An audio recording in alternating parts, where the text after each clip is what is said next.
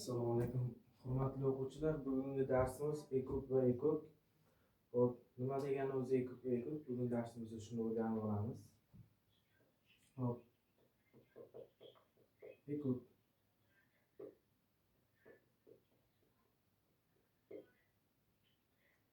Eng katta umumiy bo'luvchi ekuk. Eng katta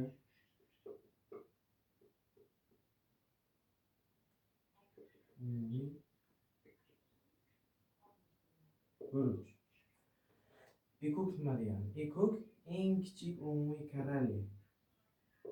Eng kichik umumiy karrali. Hop. Bitta misol yozaman. Shu misol orqali ekuk qaysi ajratib olamiz. Masalan, 12 va 36. Bularni ekuk va ekugini topib olish uchun ularni birinchi tub ko'paytuvchilarga ajratib olamiz. 12 ni 2 ga bo'lamiz. 2 ga bo'lamiz. Chiqqan javob natija chap tomonga yoziladi. 6. 6 ni 2 ga bo'lamiz. 3 chiqqan natija chap tomonga yoziladi. 3 ni 3 ga bo'lamiz 1. Toki 1 chiqqancha davom etaveramiz. Hop, 36 ni 2 ga bo'lamiz. 12 ni 2 ga bo'lamiz 6. 6 ni 2 ga bo'lamiz 3. 3 ni 3 ga bo'lamiz 1. Toki 1 chiqquncha davom etamiz. Demakda xatolik ketdi.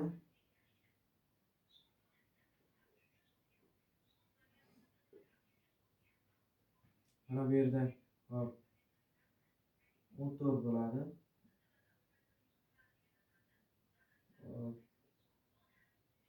Adashib ketdim.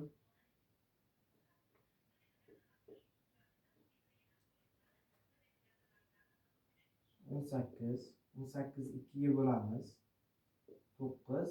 9 ni 3 ga bo'lamiz 3. 3 ni 3 ga bo'lamiz 1. Hop. Endi 12 bizga teng ekan. 2 ning kvadrati ko'paytirilgan. Nima uchun 2 ning kvadrati bo'ldi deganda, mana bu yerda bitta 2 bor, pastda yana bitta 2 bor. 2 ta 2 bo'lgani uchun 2 ning kvadrati yozildi. 3 bitta bo'lgani uchun ko'paytirilgan 3. 36 teng bizda 2 ning kvadrati 2 ta ko'paytirilgan 3 ning kvadrati. Hop. Endi ekukni topadigan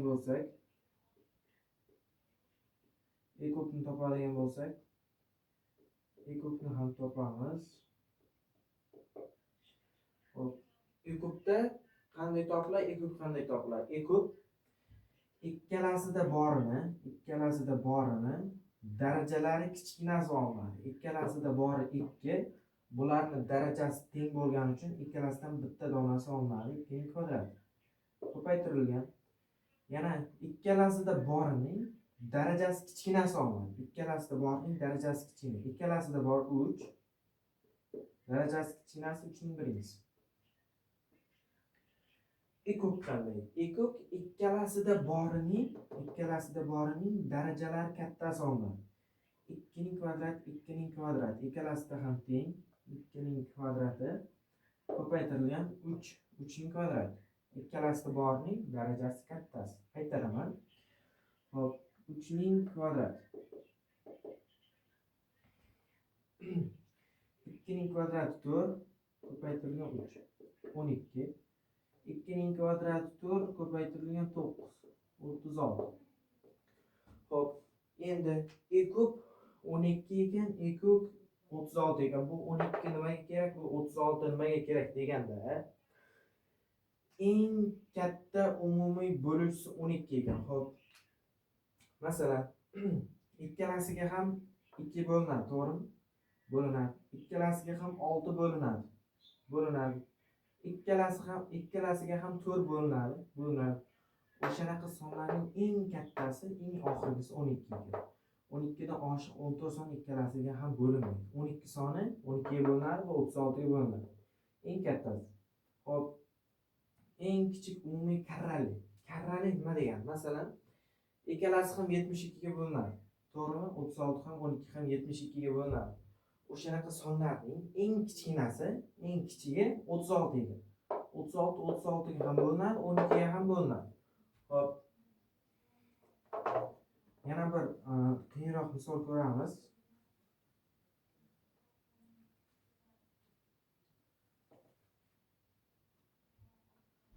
Bitta misol ko'ramiz.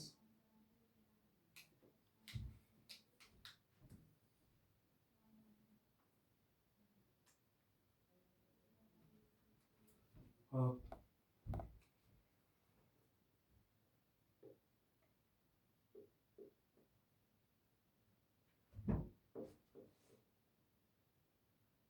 Ellik olti va 16.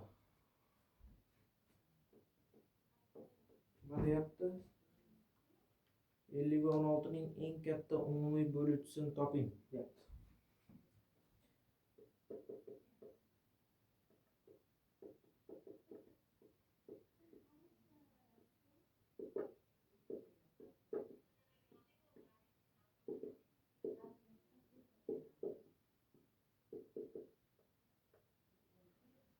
Eng katta umumiy bo'luvchisini toping deb yozib qo'yadi kitoblarda. Kitoblarda ekubni toping deb qisqartirilgan, ya'ni mana bunday variantlarni yozmaydi kitobda. Kitobda asosan uzunasini, yoyilgan variantini yoziladi.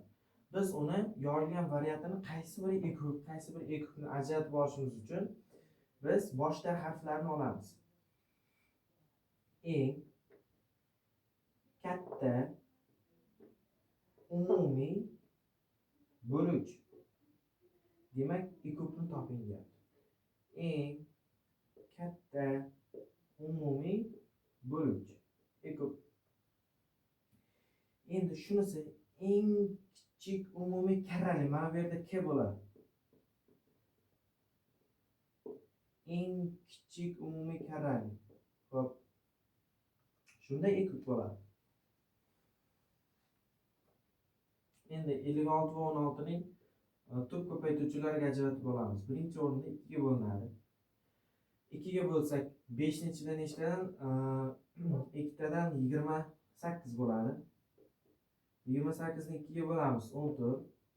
14 ni 2 ga bo'lamiz 7, 7 ni 7 ga bo'lamiz 1.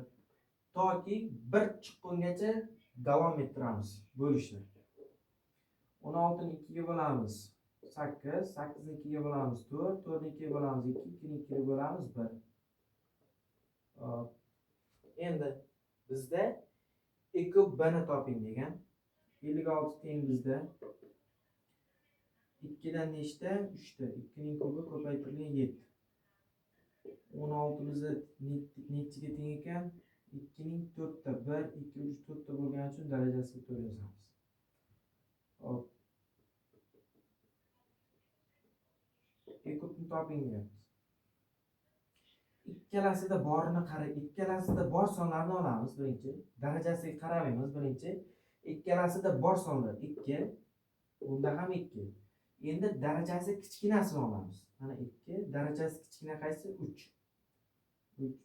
Boshqa sonlar yo'q. Demak, ekub 2 ning kubi bizda 8 ga teng. Hop.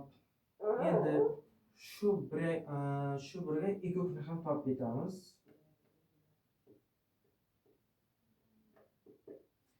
Ekub ikkalasida borining darajasi kattalari olinadi. 2 ning 4-inchisi ko'paytirilgan va ikkalasida, masalan, bunisida 7 bor, bunisida 7 yo'q, 7 ham olinadi. Masalan, bunda ko'paytirilgan 5 bo'lsa, 5 bunda bor, bunda yo'q. Demak, 5 ham olinadi. Masalan, 5 yonida 4 ko'paytirilgan 3 bo'lsa, bu sonlar ham olinaveradi. Ekub shunaqa. 2 ni 4-inchisi nechi? 2 ni kubi 8, 16. 7. O'zingiz hisoblab qo'yasizlar. Hop. Yana bir misol ko'radigan bo'lsak.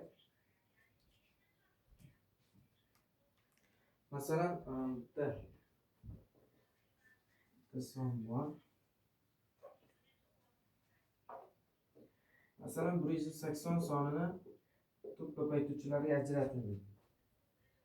180 sonini tub ko'paytuvchilarga ajratamiz. Birinchi o'rinda 2 ga bo'linadi. 2 ga bo'lsak 90.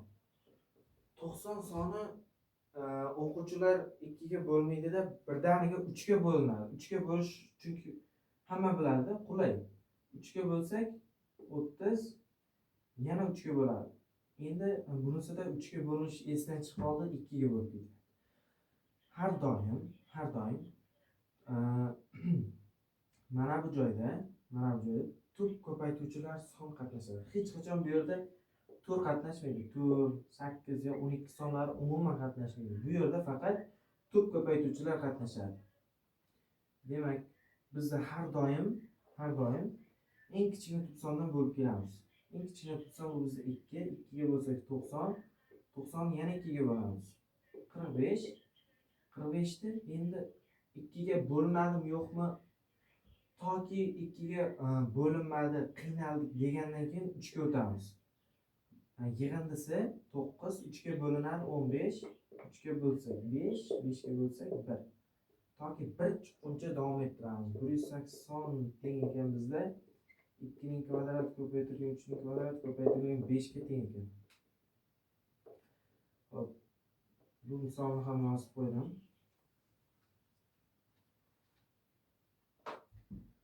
Bitta misol ko'ramiz, qiyinroq.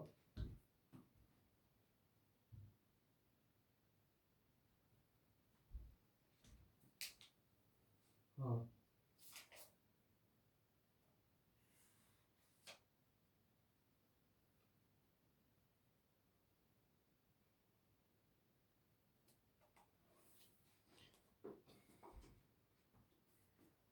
To'rt yuz ellik olti, 156 sonlarning eng katta o'nlik bo'lishini toping deb.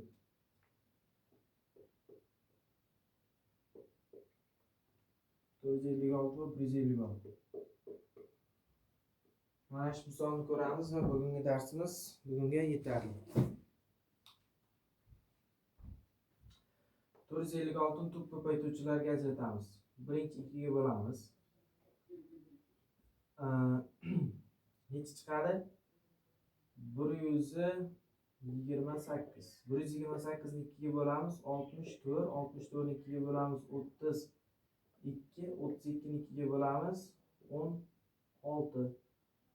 16 ni yana 2 ga bo'lamiz 8, 8 ni 2 ga bo'lamiz 4, 4 ni 2 ga bo'lamiz 2, 2 ni bo'lamiz 1. Hop, 156. 156 ni 2 ga bo'lamiz necha? 78. 2 ga bo'lamiz 39, 3 ga bo'lamiz 13, 13 ga bo'lamiz 1. Ekubni toping deb. Xo'p. 456 teng ekan bizda 2 ning 1, 2, 3, 4, 5, 6, 8 darajasi ekan. Hop. 156 teng 2 ning kvadrati ko'paytirilgan 3 ning kvadrati. Endi ekubni topadigan bo'lsak, ekub 456 va 156 sonlari. Ikkalasida borini darajalar kichkinasi olinadi deb kelishib oldik. Ikkalasida bori 2, darajalar kichkinasi bu 2 ning kvadrati. To'g'ri ekan. Xo'p, bugungi darsimiz shulardan iborat. Mavzuni yaxshiroq tushunish uchun kitoblardan misollar yechamiz.